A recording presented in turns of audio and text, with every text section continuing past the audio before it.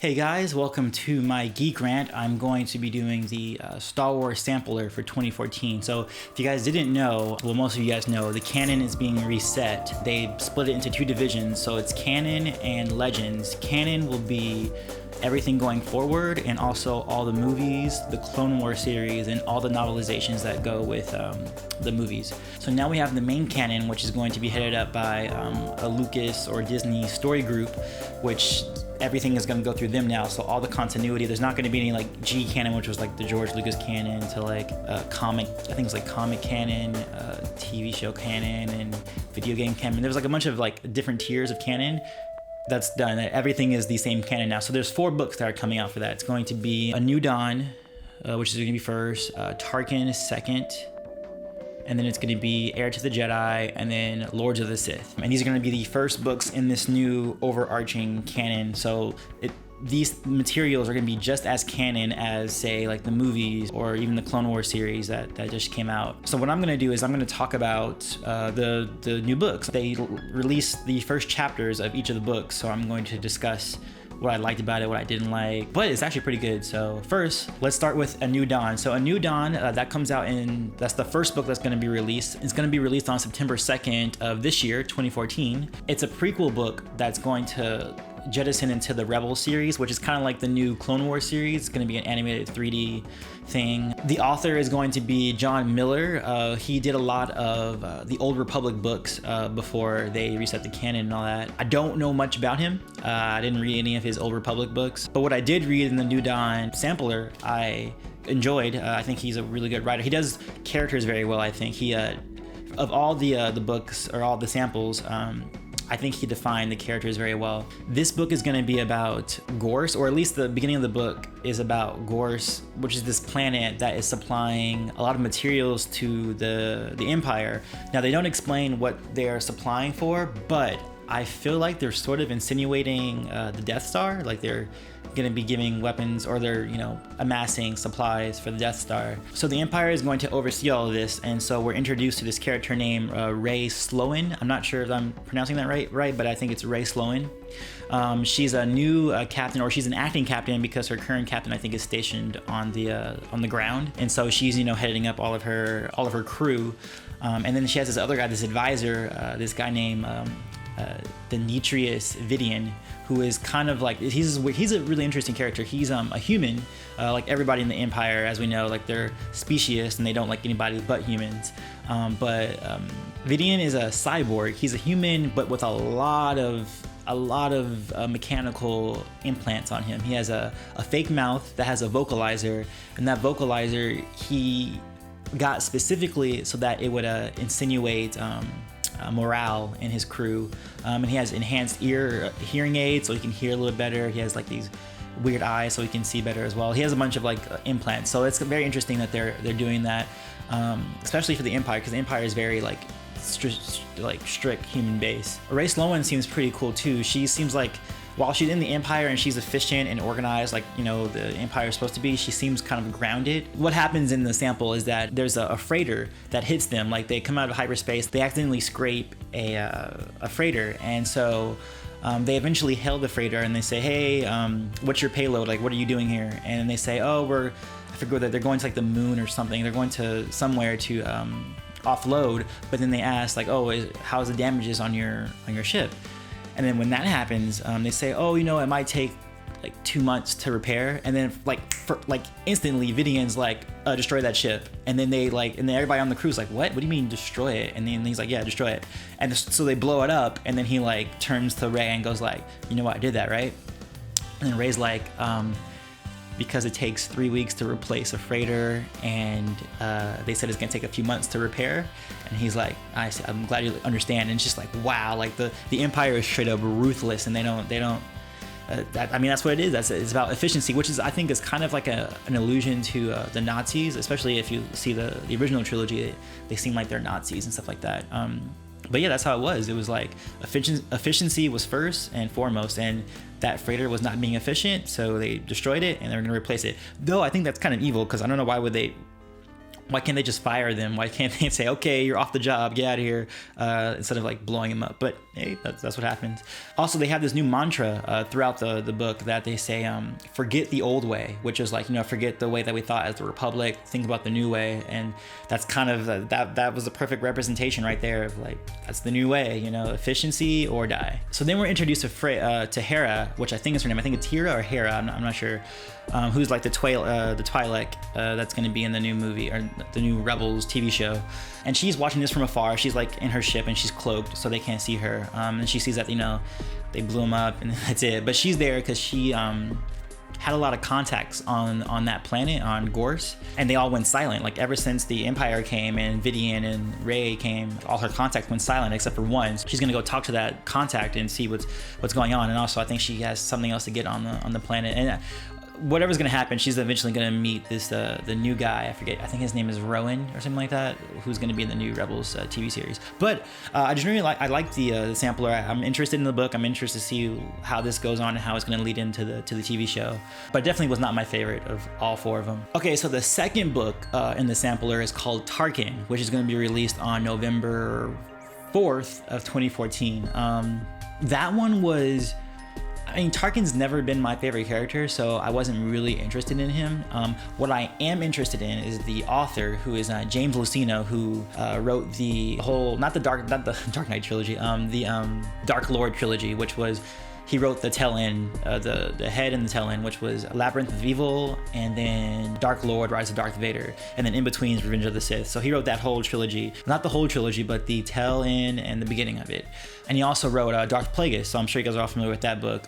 So I'm more interested, and I love his writing style. His writing style is very, very detailed, and I think that works for Tarkin because in the book, he describes Tarkin as being very detailed, even though he's in this space station that's really like, it's got all this stuff in it. It's like, it looks like it's unorganized, but it's like super clean and it's super precise. And his character is very precise too. Like he commands respect from his crew. His crew completely respects him and everything that he does and all that stuff, which is kind of cool. I mean, I don't really care about Tarkin, but I think it'd be a cool insight into his character reading this book. So what happens in the sampler is that there's a separatist ship that attacks their space station. Not attacks their space, they attack another space station first, but then they know that they're coming to through a lot of happenstance. Tarkin sees that they sent them a counterfeit hologram, a fake hologram. He knew they were going to attack him, so he stopped the attack. And but they noticed that it's all like droid ships. It's like, those old tri-fighters and just a bunch of separatist vehicles. And they're like, well, it's been a few years after the Clone Wars, and like, didn't they get the memo? Like, the war is over. Like, what are they doing? So it'll be interesting to see who's behind that and like who's attacking them. But that's pretty much all the sampler was really about. It was just about like who's attacking, what's going on, So I'm not exactly super stoked for this. I'm just mildly interested. Like, I never liked Tarkin in the first place, and this first chapter wasn't really that great. My interest is piqued by Luceno, the author, more than it is Tarkin, the character. The next book up in the lineup is called Heir to the Jedi, which is the first-person novel in the Luke Skywalker perspective, which is, at first, when I first was seeing these samples, I think they released them about a few months ago, or not the samples, but they released the titles. I was most interested in Luke. The writer for this one is going to be Kevin Hearn. He is a new writer of Star Wars. He's never done a Star Wars novel before, as far as I could see in my research. But he wrote it pretty well. He definitely got the innocence of Luke, because Luke at this point, he did blow up the Death Star and was in a combat situation, but he's still very much kind of naive, he's still like, worldly and all that kind of stuff. And he captured that very well. So in this sample, what the book seems like it's going to be about, it's a mission that Luke has to go to Rhodia to gather some more weapons for the Rebel Alliance. And there's some mentions of Leia and of Han. However, I thought there was too much mention of the original trilogy or just the movies in general. Like, I feel like maybe because this author is new, he isn't so comfortable with Star Wars, because he references a lot of lines like too much. Like, he does it way too much. He might have been pandering to Star Wars fans, like, oh, look at that line, it was really cool, right? Like, he mentions how Obi-Wan called Mos Eisley a place of scum and villainy, and then like Luke harkens back to that because he's about to go to some other place that's similar to that. And there's some other stuff like that just happens, like a bunch of like lines that are just like, oh, you just pull that straight from the trilogy. Like, make up a new story, make up some new lines, I can't think of all of them right now, but like there was some annoying ones in there. So we see Luke, he's in the space station. They're giving him a new ship because he needs to go incognito. He can't go with his X-Wing because it's kind of like a secret, it's a covert mission. So he's getting this like really fast starfighter that looks like a regular starfighter. And he's introduced to this woman named Nakari, who is the owner of this vehicle. And her father are like really rich, and they're starting to give like supplies to the rebels and stuff like that. But they kind of insinuate just a little bit. They kind of hint at a little bit of a love interest between Nakari and Luke, which when I saw that, because they describe Nakari as being dark-skinned, that made me think of Lupita Nyong'o, who's going to be in the next Star Wars Episode 7. So I thought, is that like a hint? Like is like they're related or something like that? I don't know. That might be a little bit too far-fetched, but when I saw that, I thought, oh, Luke's in the new one, and we have this other black character who's in it, so I don't know. But they kind of like bond over the starfighter, and they talk about flying and how he's from Tatooine and she's from another desert planet. I think she's either from another desert planet or she just travels to a lot of desert planets. I can't remember exactly, but yeah, they have like a little thing going on, and then Luke goes off to do a few hyper jumps to get to Rhodia, so he has to like stop off at a few places. Like he needs to pick up a smuggler to smuggle the weapons out. On like his first or second jump, he sees like this transport. It's being chased by 2 TIE fighters, and Luke goes in his mind. He's like, I'm on this mission. I'm supposed to be covert. Should I help him? And then, in Luke fashion, he goes and he like helps the starfighter, and he shoots those 2 TIE fighters. But then there's like another Star Destroyer that's coming right now with like a huge squadron of TIE fighters. He's about to call the other ship and say, hey, what's going on? Like, why is the Empire chasing you? If they're chasing you, they're, you're probably a rebel, or we could be allies of some sort. But then they just, they go straight off to hyperspace, and they just leave. And he's like, oh, well, I guess I never will meet them. But of course, it's a book, so we know they're gonna come back at some point. It's just interesting to see like where are they gonna come up.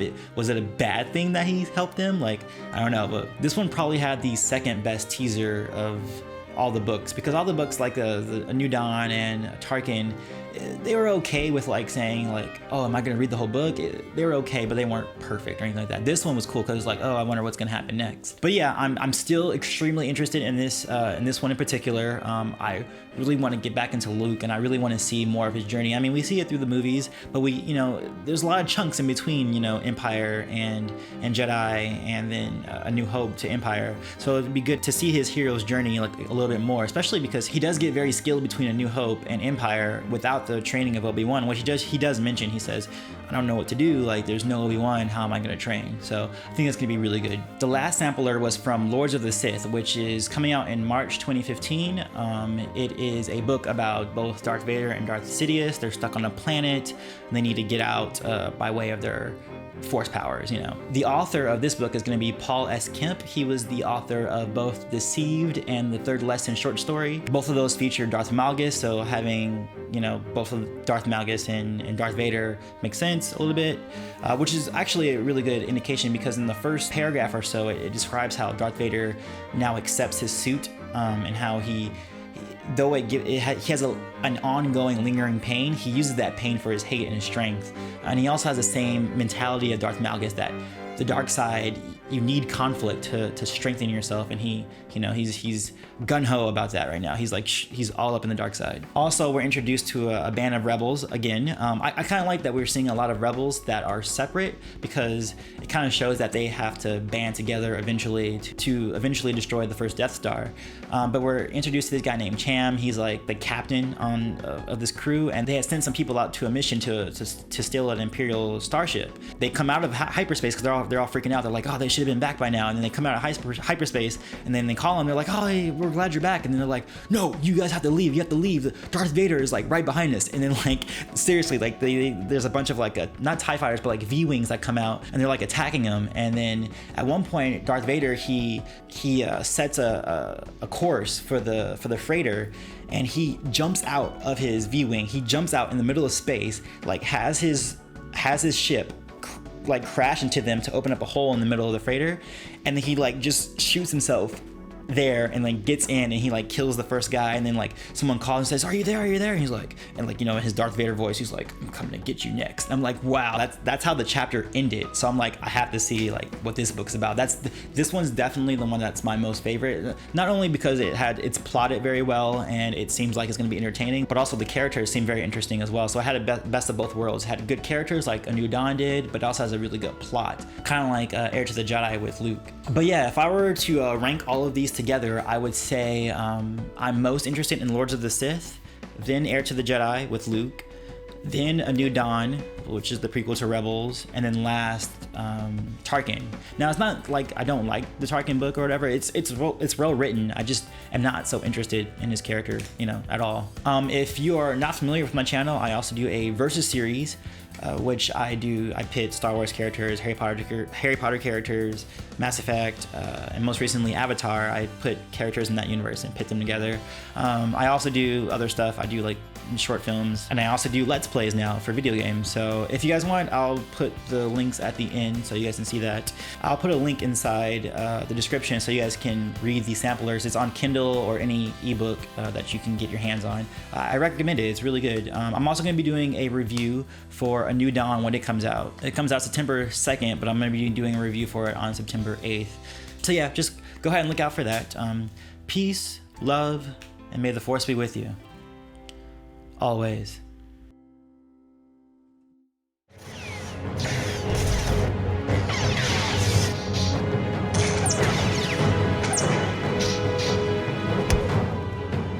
So it is hard to determine which of these two would get the definitive edge. Does one consider raw talent better than experience? Or does the seasoned veteran trump the new recruit? A game that came out between the PS2 and the PS3, and it was like a big breakthrough because there was like destructible stuff that you can do and stuff like that. Just kind of cool like that. Like that tree totally just got sliced.